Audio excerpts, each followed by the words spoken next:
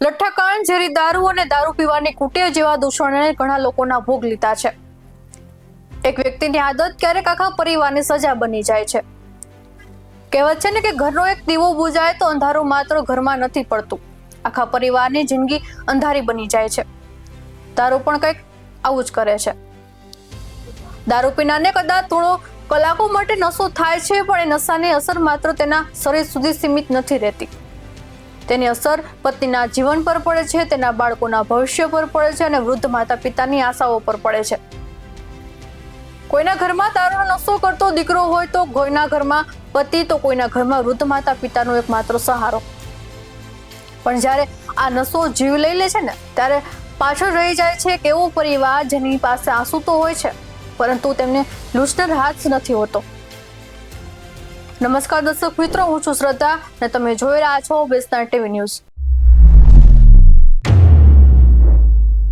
વિચાર કરો, એક નાનકડું બાળક દરવાજા તરફ જોઈને પોતાના પિતાની રાહ જોતું હોય.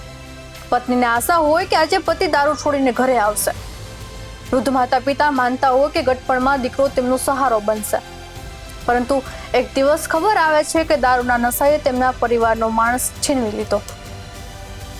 એક ક્ષણે માત્ર વ્યક્તિ નથી જતી, એ આખું ઘર તૂટી જાય છે.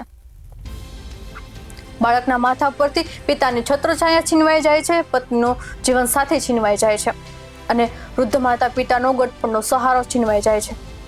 સૌથી મોટી વાત એ છે કે આ પરિવાર પછી શું કરે?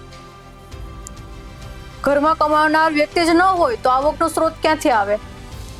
બાળકના શિક્ષણનો ખર્ચ કોણ ઉઠાવે? ઘરનું ભાડું, દવા, રાશન અને રોજિંદી જરૂરિયાતો કોણ પૂરી કરે? દારૂ પીનાર વ્યક્તિને કદાચ પોતાના નશાની દુનિયામાં થોડા સમય માટે બધું ભૂલી શકાય, પણ તેના ગયા પછી પરિવારને એક પણ દિવસ પોતાની જવાબદારી ભૂલવાની છૂટ નથી હોતી. પત્ની માટે પતિ માત્ર પત્ની નથી હોતો. ઘણી વખત એ ઘરની કમાણી, બાળકનો આધાર અને મુશ્કેલીમાં ઉભો રહેતો માણસ હોય છે. દીકરો માત્ર દીકરો નથી હોતો, માતા પિતાના ગટપણની આશા હોય છે. અને બાપ માત્ર બાપ નથી હોતો, બાળક માટે સુરક્ષા, માર્ગદર્શન અને દુનિયા સામે ઊભા રહેવાની હિંમત હોય છે.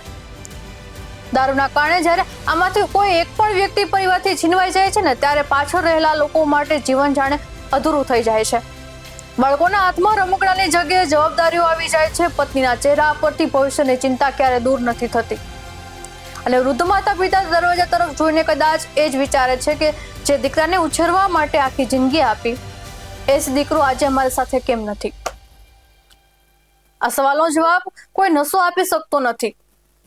અને અહીં સવાલ માત્ર દારૂ પીનાર વ્યક્તિનો નથી, સવાલ એ પરિવારનો છે જે તેની ભૂલની કિંમત આખી જિંદગી ચૂકવે છે. અને એ સવાલ એ વ્યવસ્થા સામે પણ છે. જાહેર ચર્ચામાં દારૂબંધીની વાત થાય છે, કાયદાની વાત થાય છે, કડક કાર્યવાહી અને મોટા દાવાની વાત થાય છે, પરંતુ સામાન્ય માણસનો સવાલ સીધો છે: જો દારૂ ગેરકાયદેસર છે તો પછી તે લોકો સુધી પહોંચે છે કેવી રીતે?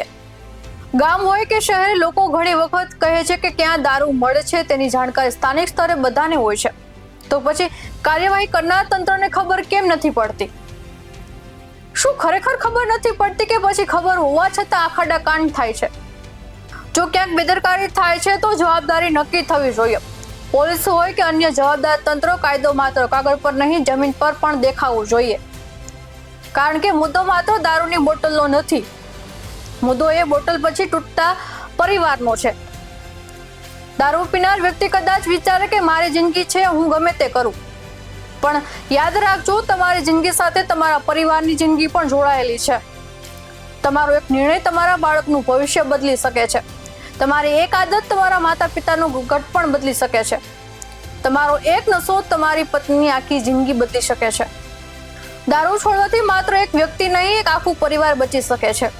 અને જો સમાજ ખરેખર બદલાવ ઈચ્છે છે તો દારૂ વેચનાર સામે કાર્યવાહી જેટલી જ જરૂરી છે દારૂના કારણે તૂટી રહેલા પરિવારોની પીડા સમજવી.